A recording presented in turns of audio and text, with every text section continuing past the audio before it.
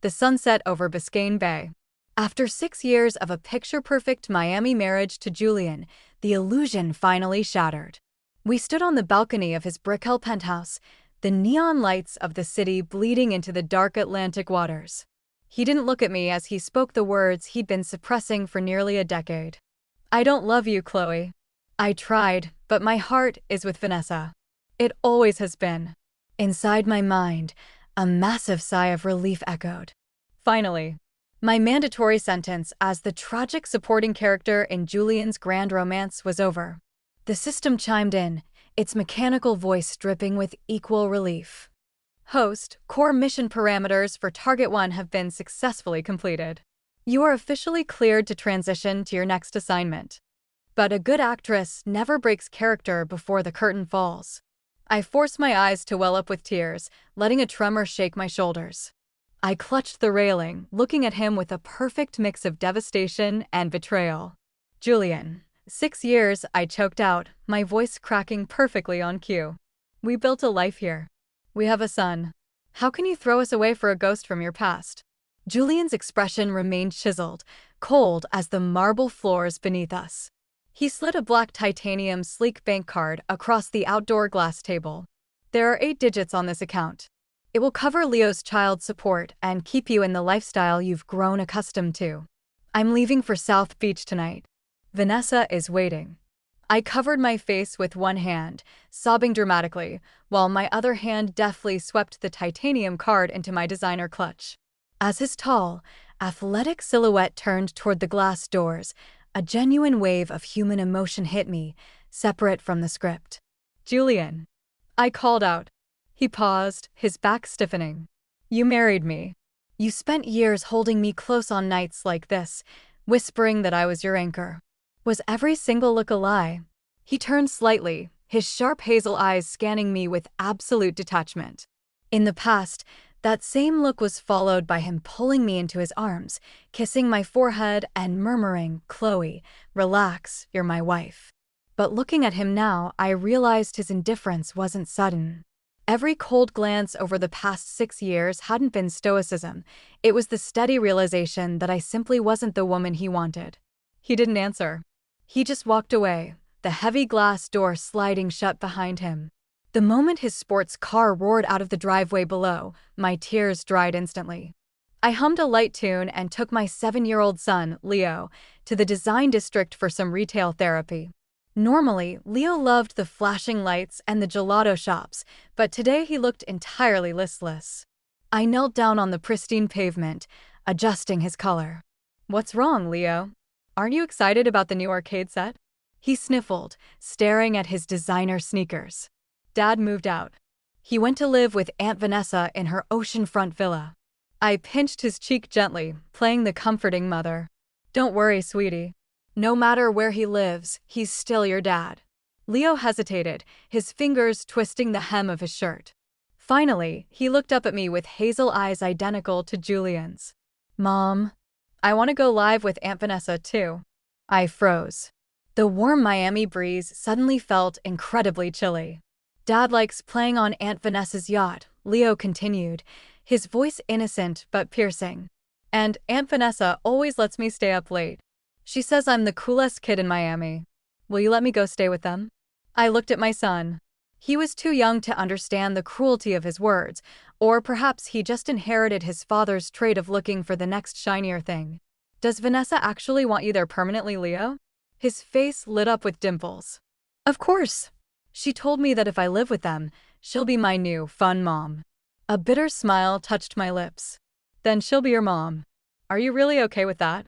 Leo nodded eagerly. "It's okay, Mom. Once Aunt Vanessa is my new mom, Dad and I will still come visit you at your new place. If you're elegant and fun like her, Dad will definitely want to visit." "Your dad won't visit, Leo," I said softly. He blinked, surprised by how easily I capitulated. He reached into his pocket and pulled out a custom white gold anchor pendant I had bought him just an hour ago. "Great. Then I'm going to save this pendant for Aunt Vanessa. It's so shiny, it matches her yacht. She'll love it." The system spoke up in my mind, its tone surprisingly soft. "Host, please do not experience emotional dysregulation. Humans are inherently fickle. I'm fine, I replied internally, watching my son smile at a gift meant for another woman. He's Julian's son through and through. Besides, when I carried him, you blocked all physical symptoms. I never felt the kicks, the labor pains, or the exhaustion. He always felt more like a prop for the mission than my own flesh and blood. If he wants the glitz of South Beach, I won't stand in his way. I sighed with relief for the third time that day. No more early morning school runs, no more pretending to enjoy competitive parenting circles. Excellent, the system purred. Target 2 is already in your vicinity. Let's begin the next phase. An hour later, I was sitting at a dimly lit, exclusive lounge in Brickell. I sipped a cocktail, my eyes tracking the VIP booth in the corner. There he sat, Marcus Vance. Marcus was Julian's billionaire business partner, his childhood best friend, and the undisputed king of Miami's venture capital scene. He was also my new target. System, I muttered under my breath, watching Marcus swirl a glass of dark rum. This is a nightmare. For 6 years, my script forced me to oppose this man. Every time Julian brought me to business dinners, Marcus would subtly bring up Vanessa just to watch Julian freeze and embarrass me. If I throw myself at him now, he'll think I'm just trying to make my ex-husband jealous. Determined to get it over with, I downed my drink, stood up, and intentionally staggered through the crowded, pulsing dance floor toward his booth. But just as the crowd parted, my heart dropped. Sitting directly across from Marcus were Julian and a radiant, laughing Vanessa. Panicking, I turned sharply to retreat, but someone caught my shoulder. It was the handsome bartender, holding out a set of keys. Miss Rivers? You dropped these by the bar. Thank you, I whispered, mortified. As I turned around, a tall, imposing shadow fell over me, cutting off the neon glare of the club. Marcus stood right in front of me, one hand casually slipped into his tailored trousers. He looked down, a dangerous, knowing smirk playing on his lips. Looking for me, Chloe? You've been staring at the back of my neck for 20 minutes. The shadows of Brickell. I stiffened under Marcus's heavy gaze. The pulsating bass of the club rattled my chest, but my mind was completely focused on the system's sudden alert. Host, opportunity detected. Initiate contact with Target 2 immediately. Do not falter. Initiate contact? I argued back mentally. When I met Julian, I played a naive, wide-eyed 19-year-old. It's 7 years later. What persona am I supposed to use on a cynical shark like Marcus? Before I could formulate a single word, a sharp, familiar voice cut through the noise behind us. Marcus? What are you doing over here by the exit? It was Julian. His steady, authoritative footsteps were approaching quickly. My heart skipped a beat, and instinct took over. I spun around, attempting to melt into the shifting crowd of dancing bodies before he could spot me. The last thing I needed was my ex-husband seeing me hovering around his best friend on day 1 of our divorce. But before I could take 2 steps, a strong hand wrapped around my wrist and pulled me firmly into the shadow of a private alcove. My forehead crashed right against Marcus's broad chest. Instantly, the crisp, expensive scent of sandalwood and ocean air enveloped me. Who's that you've got there, Marcus? Julian asked, stopping just outside the alcove. From his angle, my face was completely hidden against Marcus's tailored shirt. Julian frowned, his voice dripping with his usual upper-class disapproval.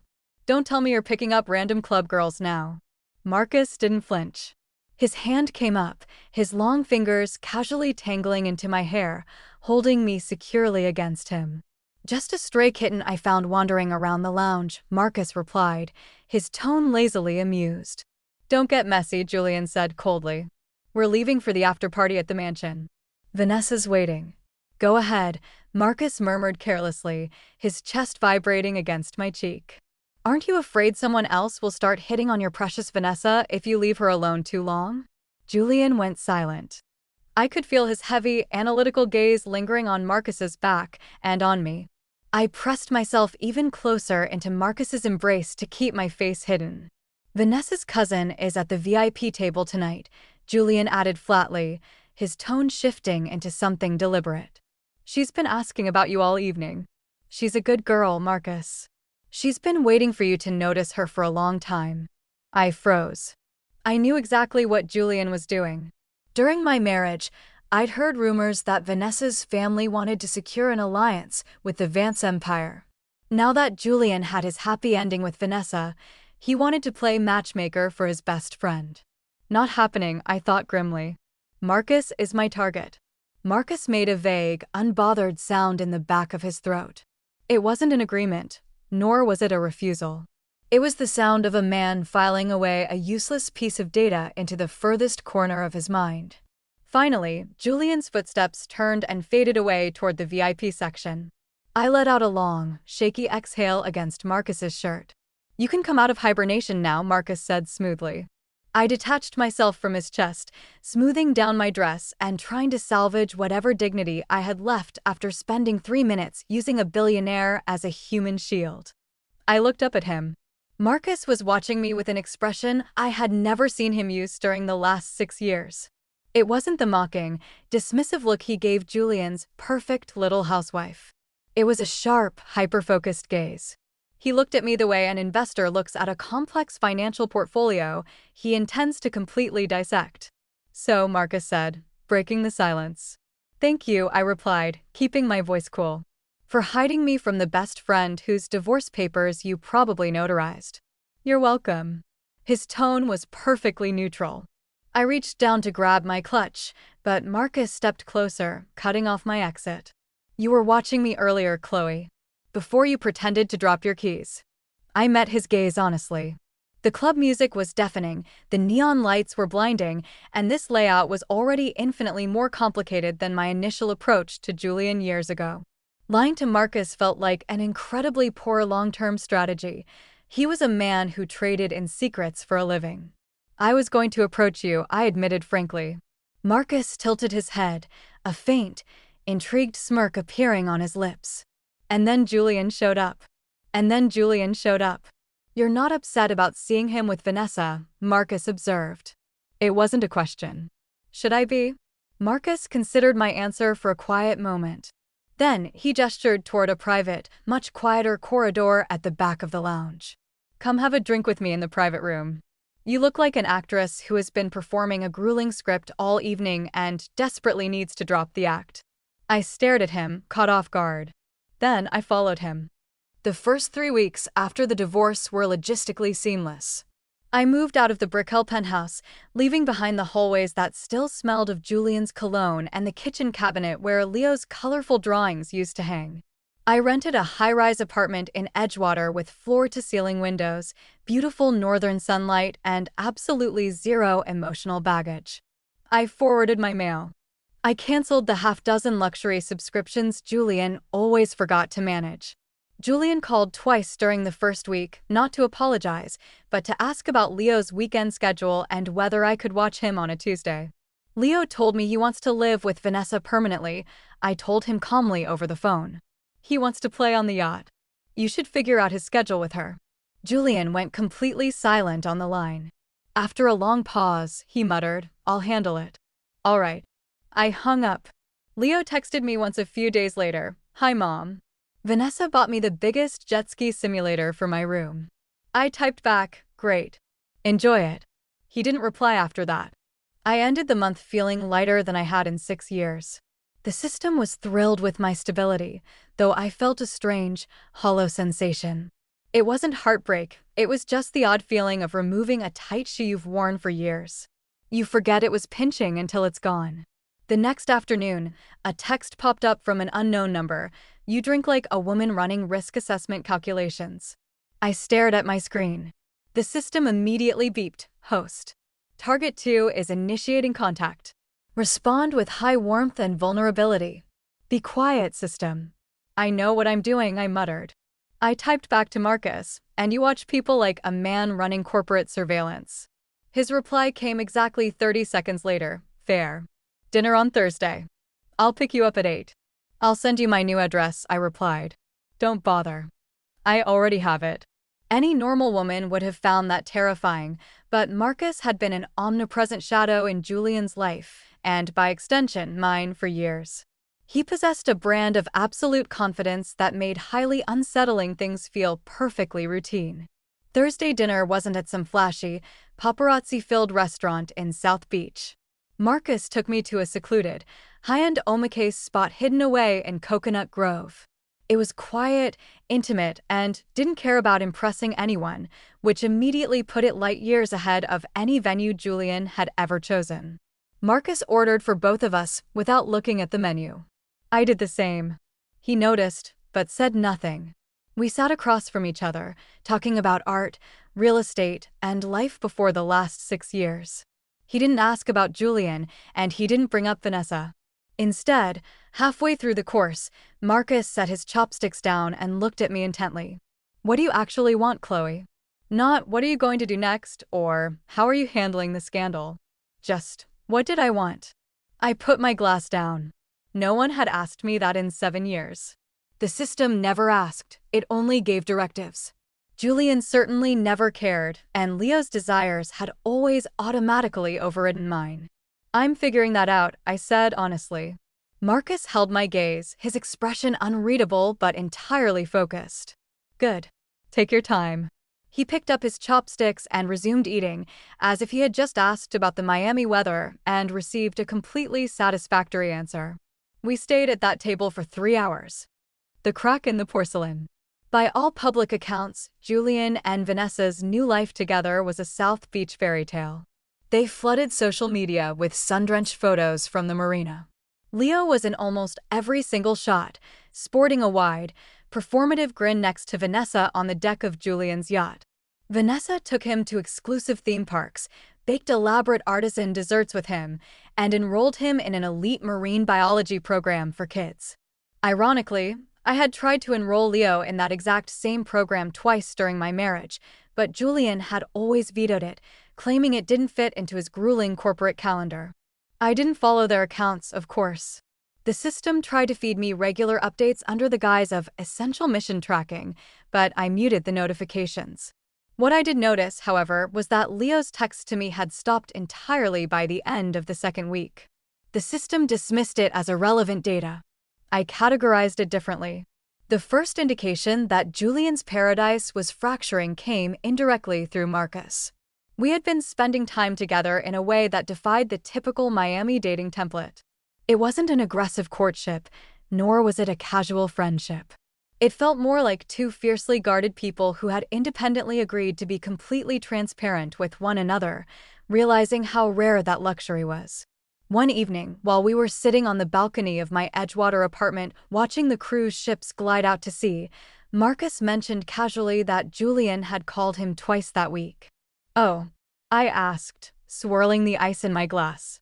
What did my ex-husband want? "Leo is getting frequent fevers and throwing tantrums.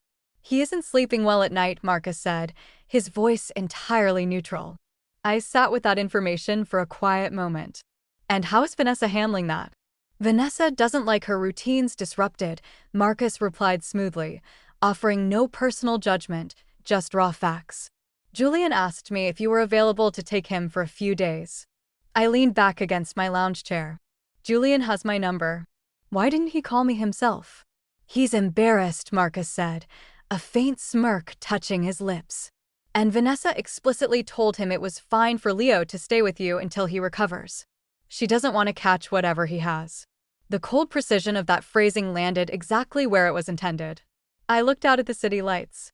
"Tell Julian that if Leo wants to come here, he can come." 2 days later, Julian's driver dropped Leo off at my door. My 7-year-old son stood in the hallway holding a small duffel bag, his forehead flushed and his temperature sitting at a burning 38.4 carat /circ/text C. He looked smaller, frilier than I remembered. Or perhaps I had just stopped tracking the subtle, daily growth of a child I thought I'd lost. He looked up at me with his father's hazel eyes, his bravado entirely gone. "Hi, Mom," he whispered, his voice cracking. "Hi, sweetie." I stepped aside, opening the door wider. "Have you eaten?" He shook his head miserably. I bypassed the fancy recipes and made a simple, warm bowl of chicken congee. Leo sat at the kitchen island, silently watching my every move as the steam rose from the pot.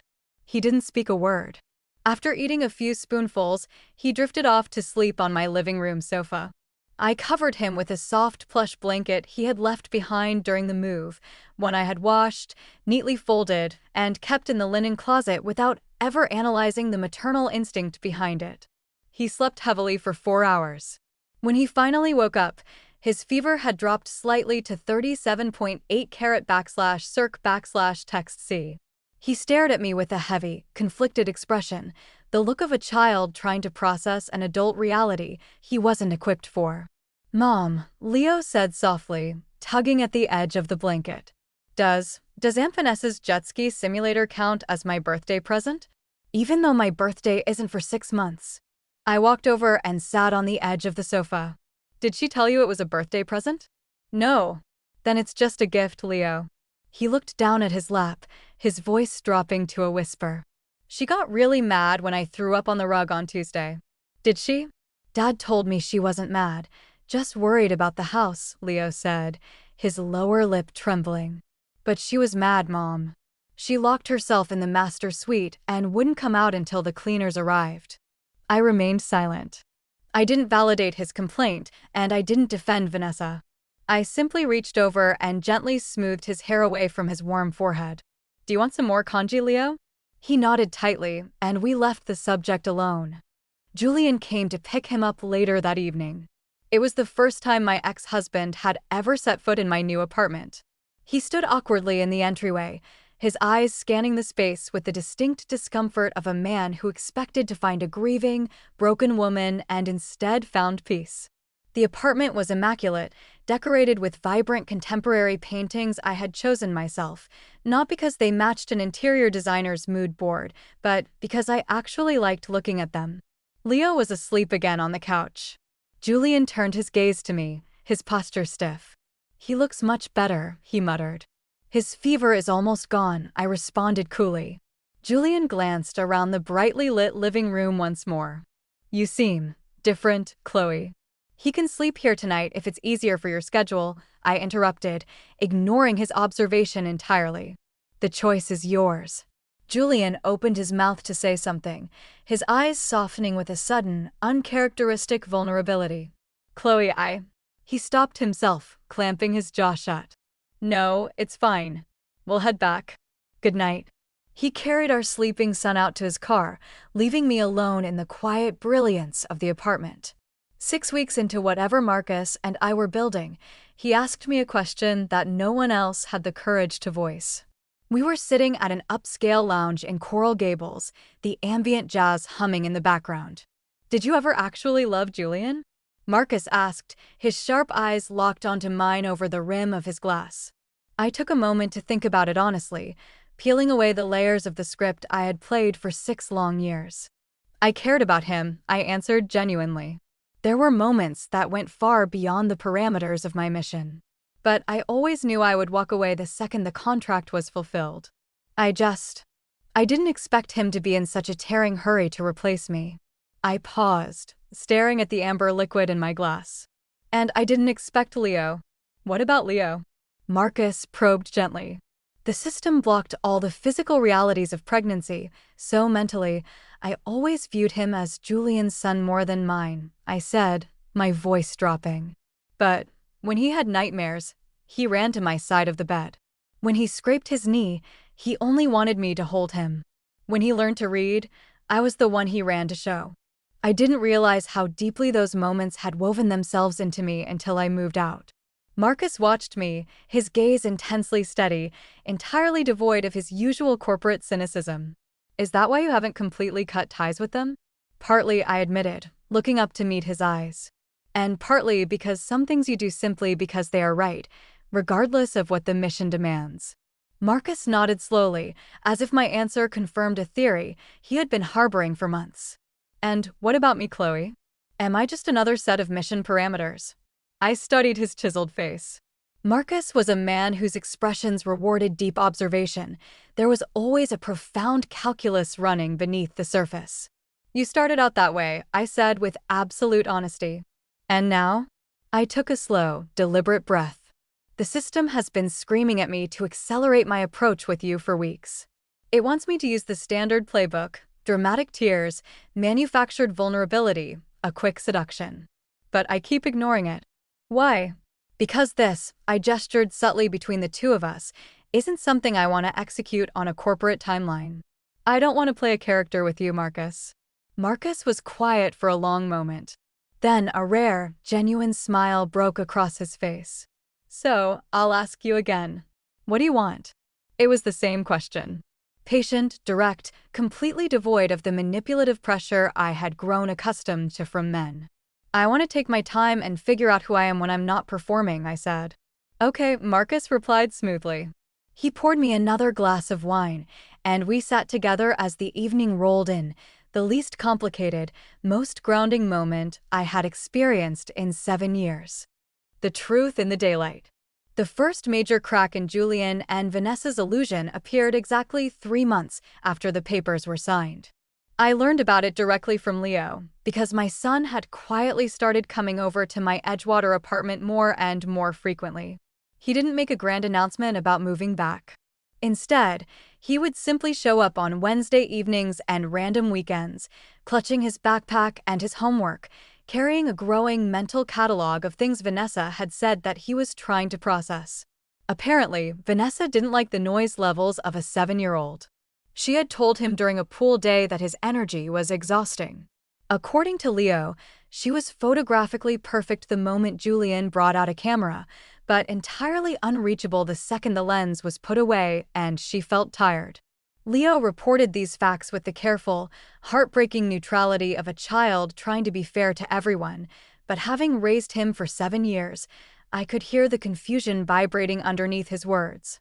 Dad says she just needs time to adjust to having a kid around, Leo said one evening while I helped him with his fractions at the kitchen counter. Is that what your dad thinks? I asked mildly. He looks at her when she's looking at her phone, Leo muttered, erasing a wrong answer with aggressive precision. Like he's waiting for her to change into someone else. I looked at my son. He was 7 years old, yet he was describing the slow death of romantic longing with more accuracy than most adults could ever manage. Are you doing okay, Leo? He looked up, those hazel eyes wide and serious. I told her she smelled nice like vanilla yesterday. She just laughed and told her friends on FaceTime that kids say the weirdest, creepiest things. He set his pencil down. You know what, Mom? When I told you your cooking was good, you always smiled, said thank you, and asked if I wanted another plate. I blinked back a sudden warmth behind my eyelids. Do you want another plate of pasta, Leo? He blinked, and then a bright, genuine laugh burst out of him, the beautiful sound of a child briefly remembering how to just be a child.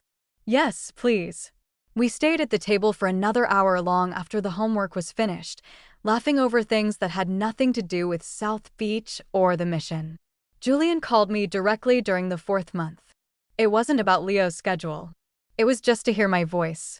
I stared at the vibrating screen for a long time, almost letting it go to voicemail, before finally sliding the answer bar.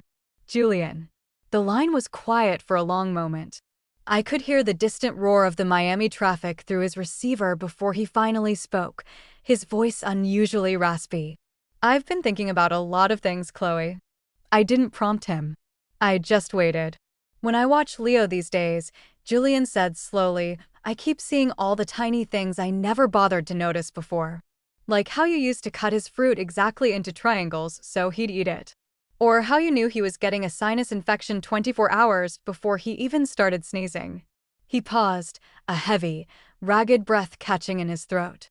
He knows every single lyric to those old classic rock songs we used to play in the car. I asked him how, and he told me, Mom sang them to me every night until I fell asleep. You did that. I kept my voice entirely even. I did. I don't even know what Vanessa's middle name is, Chloe, Julian confessed, his voice dropping into a desperate, hollow whisper. We've been living together for months. The media calls us the perfect couple, and I realize today that I don't actually know her at all. I never asked. This was apparently the grand epiphany he had called to deliver. Julian, I said softly, cutting through his spiral. Stop. You don't need to tell me this. I know, he exhaled, sounding utterly defeated. I keep realizing that I spent 6 years looking directly at you, and I never actually saw you. I sat in the brilliant, sunlit expanse of my apartment, looking at my paintings on the wall. A few years ago, a conversation like this would have been the ultimate victory for the character I was playing. The tragic wife finally getting her validation. But that character belonged to a script I had permanently discarded. "You saw exactly what you chose to see, Julian," I said calmly. "That's not a crime. It's just human nature. We were what we were. Take care of Leo. He's still your son." "Chloe, wait. Good night, Julian." I ended the call. The system immediately chimed in, attempting to analyze Julian's emotional regression, but I shut it down with a single mental command: quiet. I sat there until the lingering echo of his voice settled into nothingness. 20 minutes later, the doorbell rang. It was Marcus. I hadn't called him, but he had developed a quiet, instinctual awareness of my weekly rhythms. He was holding 2 iced coffees. He walked in, took one look at my face, and didn't ask a single intrusive question. He just handed me my drink and sat across from me with that steady, unwavering attention that had become the most grounding anchor in my life. Julian called to feel guilty out loud, I told him, taking a sip. "Did it help?" Marcus asked smoothly. "Not him. Maybe me a little bit." I wrapped my fingers around the cold plastic cup. "I feel less like a temporary chapter he skimmed through on his way to something else." I looked up, studying Marcus's sharp features. "Marcus, let me ask you something. Why did you never tell him to pay attention to me? All those years, you watched him ignore me. Why didn't you ever say anything?" Marcus held my gaze for a long, heavy moment. "I told him twice, Chloe," he said, his voice entirely devoid of its usual corporate armor. "During your first year of marriage. I told him he had a rare woman at home, and he was acting like a fool." I blinked, stunned. "And what did he say?" "He told me I didn't understand the complexity of his history with Vanessa." A faint, bitter smile touched Marcus's lips. So I stopped bringing it up. And the longer it went on, the more I realized. He trailed off, his eyes locking onto mine with a sudden, intense gravity. "Realized what?" I whispered. "I realized you were managing beautifully on your own," Marcus said softly, stepping closer until the faint scent of his sandalwood cologne enveloped me completely. "And I wasn't sure what would be worse, disrupting your life by forcing a blind man to see what he had, or simply waiting in the shadows for the day he inevitably let you go." Something shifted fundamentally in the room. The Miami sunset outside the window began to bleed deep purples and golds across the floorboards. "Marcus," I said, my heart rate spiking. "If you're about to say something that completely violates my operational parameters, you should know I have a very volatile relationship with timeline management right now."